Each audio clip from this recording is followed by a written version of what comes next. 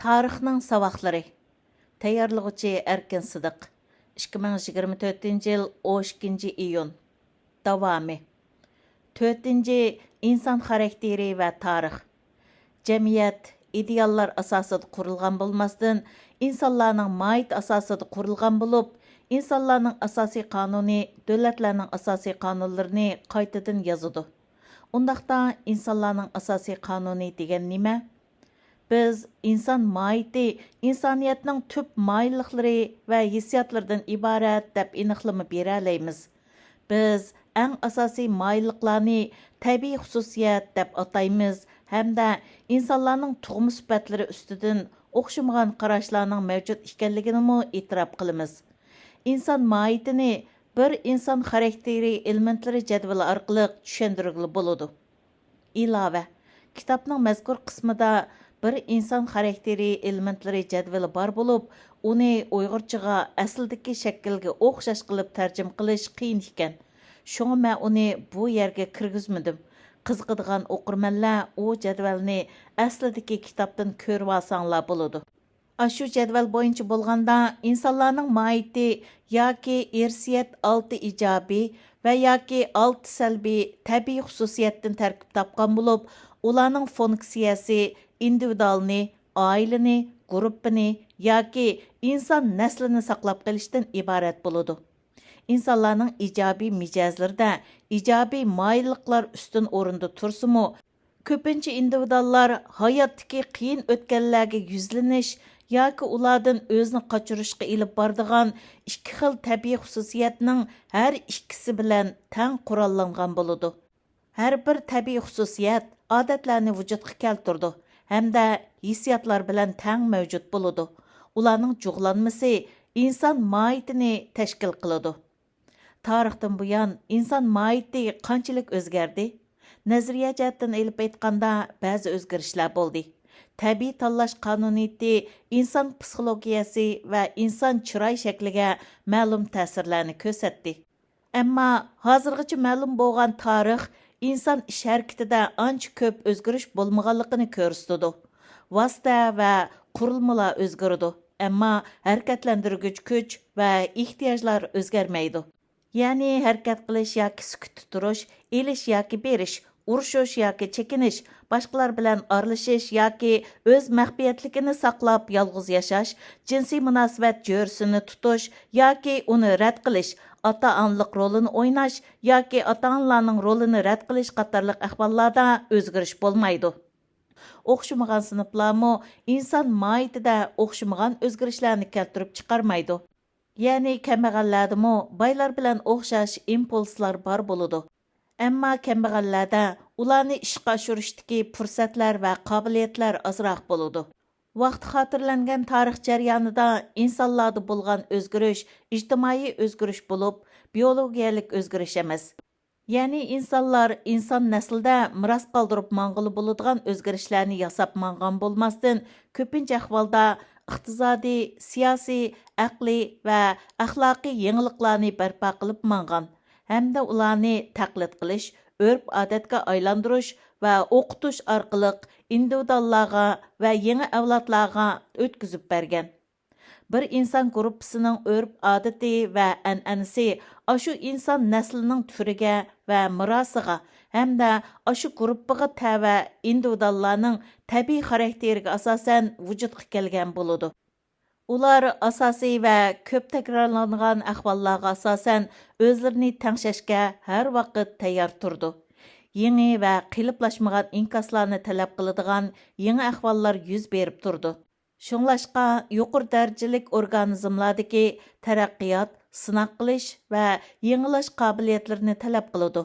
Bir inson guruhining ijtimoiy jihatdagi tadrijiy taraqqiyotini ularning urf-odati bilan ularning kelib chiqish yildizining o'zaro ta'sir ko'rsatishi keltirib chiqardi.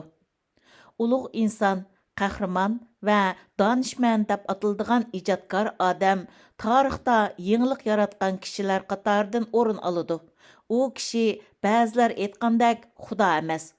U o'z zamoni va o'z makonidan yetishib chiqadigan bo'lib, u yana har xil tarixiy voqealarning mahsuli va simvoli hamda o'z qavmining vakili va ovozi bo'ladi. Yangi inkas talab qiladigan ba'zi ahvollar rasmiy yuz bermagan ahvolda ideyalar vaqti kelmagan va amalga oshirug'li bo'lmaydigan narsa sifatida turaverdi. U kishi bir sharkat qahramoni bo'lgan vaqtda uning o'rniga bo'lgan ehtiyojlar va krizisga bo'lgan ko'ptirishlar taraqqiy qilib, uning o'rni va qudrati normal ahvolda faqat bir yoshirin kuch bo'lib turaveradigan holatdan bir darajadan tashqari darajaga o'stiriladi. Ammo u faqat bir ta'sirdan iborat emas. Vaqalar u orqali va uning atrofida yuz berdi. Uning ideyalari va qarorlari tarix betidan o'rin oladi. Cherchillga o'xshash, uning notiqligi ba'zida xuddi biror ming hukumatga teng kelishi mumkin.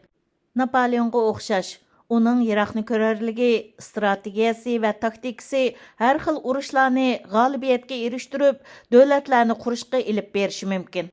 Agar u Muhammad alayhissalomga o'xshash kishilarni rag'batlantirish vositalariga boy payg'ambar bo'ladigan, uning so'zlari bir kambag'al va nachar sharoit ichida yashayotgan qavmga burun tasavvur qilg'ili bo'lmaydigan darajadagi iroda va hayron qolarlik kuch-quvvat ato qilishi mumkin. Pasteur, Morris, Edison, Ford, Wright, Marcus, Lenin va mavzudan qatorliqlar sonsizlagan voqealarning qo'zg'atqich kuchi va sonsizlagan natijalarning to'hfikorlaridir. Bizning xarakter elementlar jadvalimizda do'ramchilik, yangilik yaratishning qarshi tarafida turdi. Ammo zarur vaqtlarda ular o'zaro yordamlashidi. Başqalarga bo'ysunish moyitiga ega kishilar qobiliyatlik individuallar bilan birlashib, bir jamiyatning tartibini va harakatini saqlaydi. Shunga ko'p sonliqni tashkil qiladigan bo'ysung'uchilar oz sonliqni tashkil qiladigan yangilik yaratquchilarga agishidi. Bu yangilik yaratquchilar bo'lsa, muhit yoki o'zini saqlab qolishning ehtiyojlariga moslashgan holda ish ko'rdi. Keng doiradan ilib aytganda, tarix deganimiz oz sonliqlarning to'qinishidan boshqa narsa emas. Ko'p sonliqlar yangichilarni chavoq chelib olqishlaydi hamda ijtimoiy tajribalarni inson materiali bilan ta'minlaydi. Shunglashqa aql farosat tarixdagi kam bo'lsa bo'lmaydigan bir xil kuch bo'lib, u vayron qilg'uchi kuchmi bo'la oladi. Kishilar o'tirg'i chiqargan 100 xil yangi ideya ichidagi 99 xili ular yangilashni istavotgan an'anaviy inkaslardan tuvan o'rinda turishi mumkin. Bir jamiyatning urf-odatlari yoki qurilmalari ko'plagan avlodlarning tarix tajribaxonasidagi sinoqlari natijasida vujudga keladi. Shunaq bo'lg'achqa har qanday bir odam u mayli qanchalik aql farosatlik yoki bilimlik bo'lib kelsin, o'z umrida ashundaq urf-odatlar yoki qurilmalarni to'liq tushunib, ular haqida to'g'ri hukm chiqarish yoki ularni rad qilish darajasiga yetib bora olmaydi. Jinsiy munosabat yeshiq to'shqan bir yosh o'ziga qiz-o'g'il munosabatida to'liq erkinlik berilishni istaydi. Agar urf-odat, axloq yoki qonun u yoshni cheklab turmaydi ekan, u o'z hayotini vayron qilib o'tishi mumkin.